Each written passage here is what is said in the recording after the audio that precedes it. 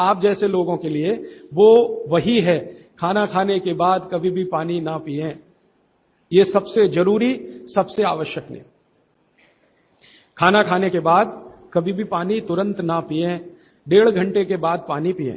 Explanation में पहले दे चुका हूं, अगर आप चाहें तो फिर समझा देता हूं। खाना खाते ही पेट में अग्नि प्रदीप्त होती है, उसको जठर अग्नि कहते हैं। जठर पेट का वो स्थान है जहां खाने का पाचन होता है। हिंदी में उसको आमाशय कहते हैं, संस्कृत में जठर कहते हैं।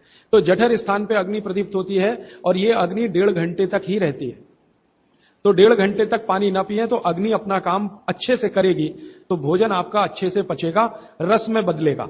और मैंने आपको क्रिया बताई थी कि पहले खाना जो है ना पेस्ट में बदलता है। जैसे आप घुटी हुई खिचड़ी खाते हैं ना, खिचड़ी, वैसे खाना बनता है, वो 1.5 घंटे में बनता है। फिर उसके बाद रस निकलता है, और जब रस निकलेगा तब पानी की जरूरत है, क्योंकि बिना पानी के रस नहीं बनता। तो कहते हैं 1.5 घंटे के बाद पेट भर के पानी पिए। यह सबसे जरूरी, सबसे आवश्यक पहला नियम।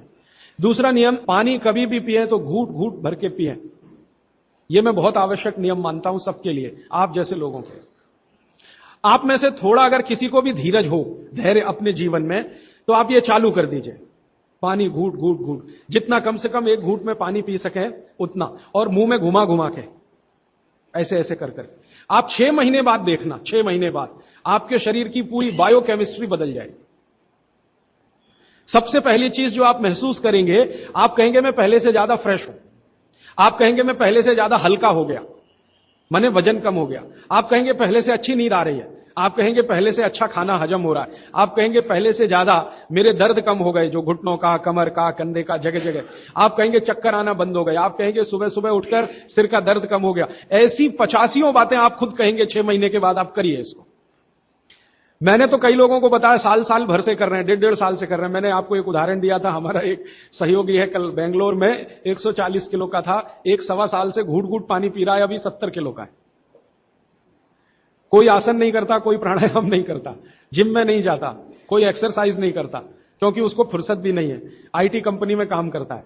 लेकिन इतना जरूर करता है, पानी जब भी पिएगा घूट घूट पिएगा, खाने के 1.5 घंटे बाद ही पिएगा। यह अद्भुत है। इस नियम को मैंने हजारों लोगों पे करके देखा है, एकदम एक्सीलेंट रिजल्ट है, कई बार तो चमत्कारिक रिजल्ट है। और कारण उसका क्या है? कारण उसका एक ही है कि घूट घूट पानी पीने से ज्यादा लार पेट में जाती है। पेट को हमेशा लार की जरूरत है, क्योंकि यहां एसिड बन रहा है। एसिड खाने के समय में जो निकले तो खाना पचे, खाने के आगे पीछे जो एसिड निकलता है वो डाइल्यूट होना ही चाहिए, नहीं तो वो पूरे रक्त में जाकर उसकी एसिडिटी बढ़ा देता है। और वही एसिडिटी है जो आपको हार्ट अटैक लाती है, कार्डियक अरेस्ट की तरफ ले जाती है, ब्रेन हेमरेज करा देती है, पैरालाइज्ड हो जाते हैं आप। गंभीर से गंभीर रोग इसी एक नियम के ना होने से होते हैं। आप पानी गटागट गटागट जो पी रहे हैं, यही एक छोटी सी गलती जिंदगी में आपको सबसे भारी पड़ेगी। ठीक है? तो पहला नियम मैंने आपके लिए कि पानी खाने के 1.5 घंटे बाद पीना, हमेशा पानी घूट घूट भर के घुमा घुमा के पीना है। सुबह का पानी हो या दोपहर का, शाम का, जब भी पिए घूट घूट भर के। पानी कैसे पिए? तो इन्होंने कहा ऐसे करके पिए। ये अच्छा नहीं है, आपके लिए अच्छा नहीं। आपको पानी हमेशा पीना है तो शरीर के नजदीक रख के ही पानी पिए। हमारे भारत में, मैं आपको एक बात ऐसी कहता हूं जो थोड़ी सी हटकर है, लेकिन आपको समझाने में मदद करे। भारत में हजारों साल की जो सभ्यता है, गिलास नहीं है। ये गिलास जो है ना विदेशी है, गिलास भारत का नहीं है। ये गिलास जो है ना यूरोप से आया, और यूरोप में पुर्तगाल से आया। ये पुर्तगाली जब हमारे देश में घुस गए, तब से गिलास में हम फंस गए। गिलास अपना नहीं है, लोटा है, लोटा। लोटा और गिलास का अंतर आप, लोटा है, और लोटा कभी भी एक रेखीय नहीं होता, वो ऐसे ऐसे ऐसे ऐसे होता है। तो भागवत जी कहते हैं कि जो बर्तन एक रेखीय हैं उनका त्याज्य करें, वो है नहीं अच्छे काम के नहीं है। तो गिलास का पानी पीना अच्छा नहीं माना जाता, तो लोटे का पानी पीना अच्छा माना जाता है। अब आप बोलेंगे जी क्या फर्क है? फर्क सीधा सा है, पानी के बारे में मैं बता चुका हूं। पानी को जहां धारण किया जाए वैसे गुण उसमें आते हैं। पानी अपने गुण कुछ नहीं है, जहां दे दो वही गुण हो जाते हैं। दही में मिला दो तो छाछ में बन गया, वो दही का गुण ले लेगा, पानी खत्म हो गया। दूध में मिलाया तो दूध का गुण। तो लोटे में पानी जो रखा तो पात्र का गुण आएगा, लोटे का। अब लोटे का गुण क्या? लोटा गोल है ना, गोल है ना। और आप थोड़ा गणित अगर समझते हैं और विज्ञान समझते हैं तो हर गोल चीज का सरफेस टेंशन कम रहता है। हर गोल चीज का सरफेस टेंशन कम रहता है क्योंकि सरफेस एरिया कम होता है। हर गोल चीज का चूंकि सरफेस एरिया कम है इसलिए सरफेस टेंशन कम है। इसको हिंदी में पृष्ठ तनाव कहते हैं।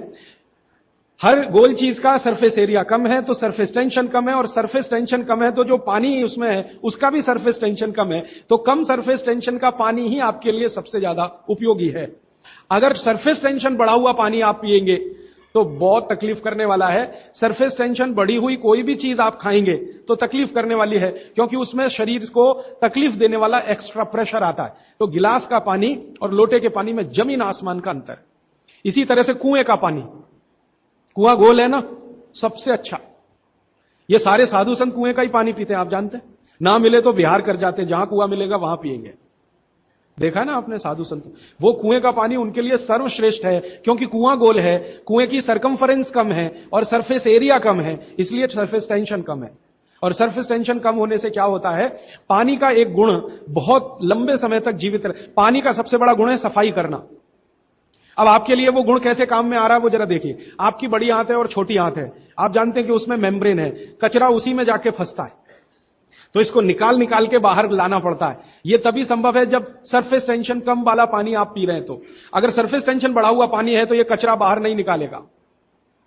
मैं इसको एक दूसरे तरह से समझाता हूं, कॉम्प्लिकेशन है लेकिन सरल समझा रहा हूं। आप एक एक्सपेरिमेंट करिए, आज घर जाइए और दूध लेके चेहरे पे लगाइए थोड़ी देर, और 5 मिनट बाद रुई से पूछिए तो रुई काली हो गई है ना। कैसे? अंदर का कचरा और गंदगी बाहर आया। कैसे बाहर आया? वो दूध ने बाहर लाया। अब दूध कैसे बाहर लाता है? दूध का सरफेस टेंशन सभी वस्तुओं में सबसे कम है। तो जैसे दूध आपने अप्लाई किया, दूध ने इस त्वचा के सरफेस टेंशन को कम कर दिया, क्योंकि जो वस्तु का जो गुण है दूसरे पर लगाओ तो वैसा ही आएगा। तो यहां दूध ने सरफेस टेंशन कम किया तो त्वचा थोड़ी सी खुल गई, और त्वचा खुली तो अंदर का कचरा बाहर निकल गया। यही क्रिया पानी करता है पेट में।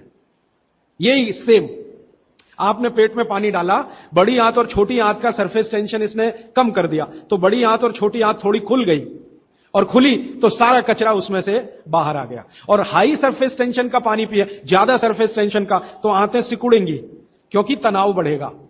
तनाव बढ़ते समय चीज सिकुड़ती है, तनाव कम होते समय चीज खुलती है। तनाव बढ़ेगा तो सारा कचरा आंतों में अंदर बंद हो जाएगा। अब यही आपको मूलव्याध, बवासीर, भगंदर सब करेगा। इसलिए सरफेस टेंशन कम वाला ही पानी पीना। लोटे का पानी सबसे अच्छा माना जाता है। गोल कोई भी वस्तु आपके घर में है उसमें रखा हुआ पानी पीना सबसे अच्छा माना जाता है। तो गोल कुएं का पानी है तो बहुत अच्छा है। गोल तालाब का पानी हो, तालाब भी गोल होते हैं ना, तो गोल तालाब का पानी बहुत अच्छा, गोल कुएं का पानी बहुत अच्छा। तालाब से छोटी एक पोखर होती है, पोखर, अगर पोखर गोल है तो उसका पानी बहुत अच्छा।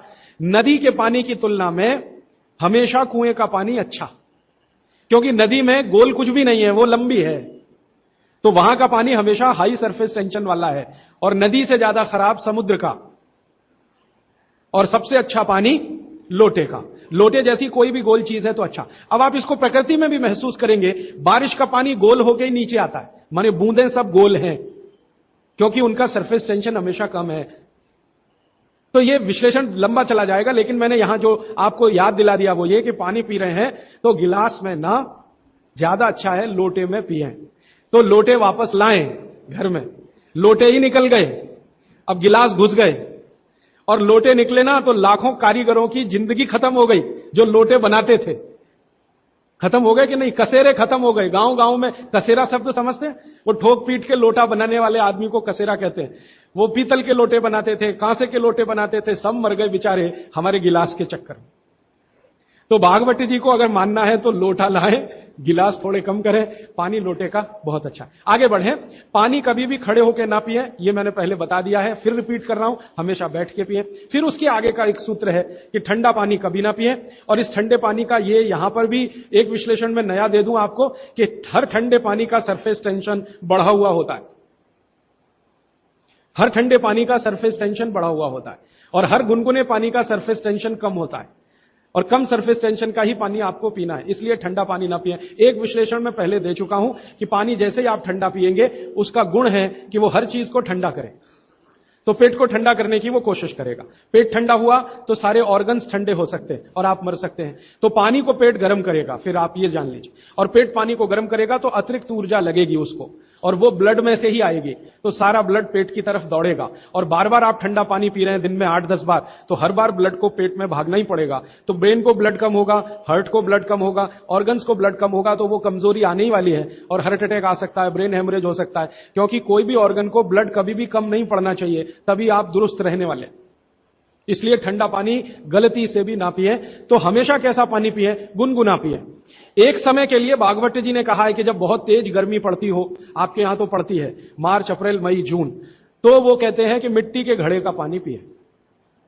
मिट्टी के घड़े के पानी को गुनगुना करने की जरूरत उतनी नहीं है, क्योंकि मिट्टी से ज्यादा